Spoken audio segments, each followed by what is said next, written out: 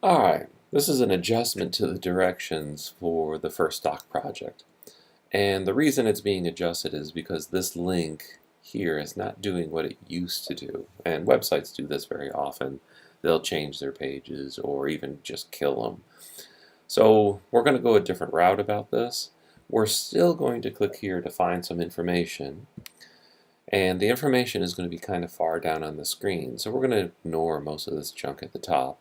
And you can look at it if you would like.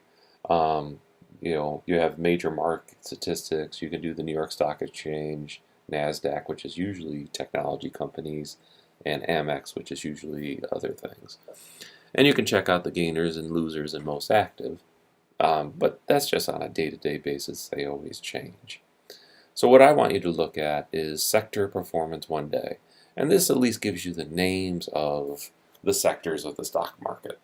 So basic materials, consumer goods, healthcare, technology, communications, utilities. So what I want you to do is pick one of these sectors to work with, find 3 stocks that are in that sector, and then from those 3 in Stock Project 2, you're going to pick one of them based on the information that you're going to research in this portion. So here we're going to go back to, once you pick one of the sectors, and you don't have to pick it the first time and get it right. You can choose to change it later for the Stock Project 1, depending on some other things you might look up here. So we're going to still use Yahoo Finance as our main stock market page. It has most of the information I like, and it still does, which is good. So we'll go to Yahoo Finance. Don't use this up here. This is just searching for news, and I found that it doesn't really find the symbols quickly enough. So if you come down here where it says quote lookup, and you type in something like Procter, as long as you spell it right. I tried P-O-T-O-R, and it doesn't come up with it. But if you spell it right, and even if you just got the first few letters, it still pulls up Procter & Gamble Company. So this is the one I'm interested in. It'll pull up a page that has everything about the Procter & Gamble Company. It has a one-day stock price. You can change that, and I highly suggest eventually you change it to either 1 month, so you can look up past prices, and or 6 months if you really have to go back and look up past prices. I like looking at 1 year just to see how it's performing. So you see it going up, it's going down, it's going up, it's going down, and some stocks just fluctuate like that over and over again, and you want to catch it on the lows, of course, so that you can make money when it goes up high.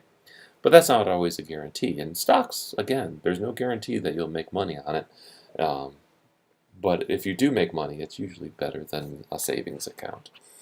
So this is where you're going to get your information. It'll give you the dates that it happened on.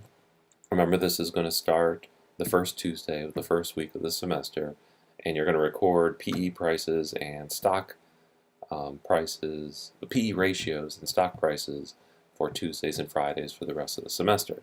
So you'll have to know what dates the Tuesdays and Fridays are, and this will give you the date and the stock price. For the PE ratio, it's over here. And you have to record this on a daily, on the Tuesday and Friday, because it's really hard to look up past PE ratios. So I highly suggest you start just writing them down someplace or putting them right into the spreadsheet that we're going to be creating. To find out what sector Procter & Gamble is, it doesn't say it up above, you have to go to Profile, and when you do it, it says down here, Sector Consumer Goods. So you want to find 3 companies that are in the same group. I don't care which group you put them in, but make them all 3 the same. That way you can compare their PE ratios and the other information. The rest of the first stock project is going to come from analysis over here. So everything's on this Yahoo page, which is kind of nice. And you're going to just scroll down, and most of the analysis I want you to look at is over here on the right-hand side. So that's the only difference between my typed up directions and what you're really going to do. Good luck. Let me know if you have any questions.